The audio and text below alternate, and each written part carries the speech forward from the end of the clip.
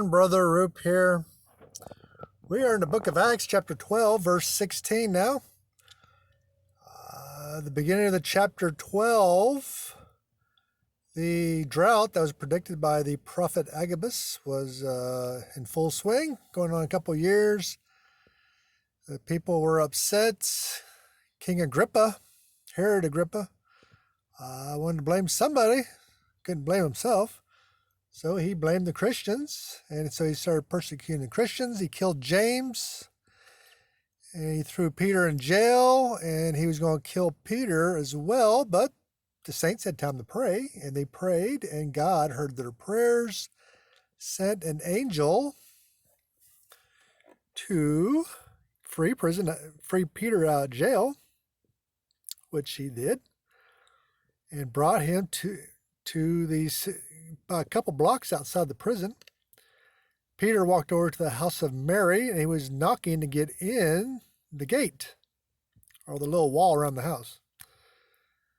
And a small young girl named Rhoda came, was overjoyed about seeing Peter at the gate, ran and told his parents, and they didn't believe. So they didn't believe her. So here we are, verse 16. It says, "And Peter continued knocking. And when they had opened the door and saw him, they were astonished." Now, King James says, "open the door." The Aramaic translation says, "they went out." Of course, implying that they opened the door in order to get out. So kind of, either way would be acceptable. It's okay. Just wanted to point out that small difference there between the King James and the Aramaic. So Peter kept knocking because, Roman soldiers were probably looking for him by now, because he had escaped. And so he was knocking. He wanted to get in. He wanted to get off the street, because looking up and down the street, they could have saw him there.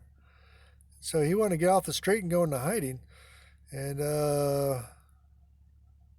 they finally believed the little girl, or they went out to verify it. And when they saw Peter standing there, they were astonished.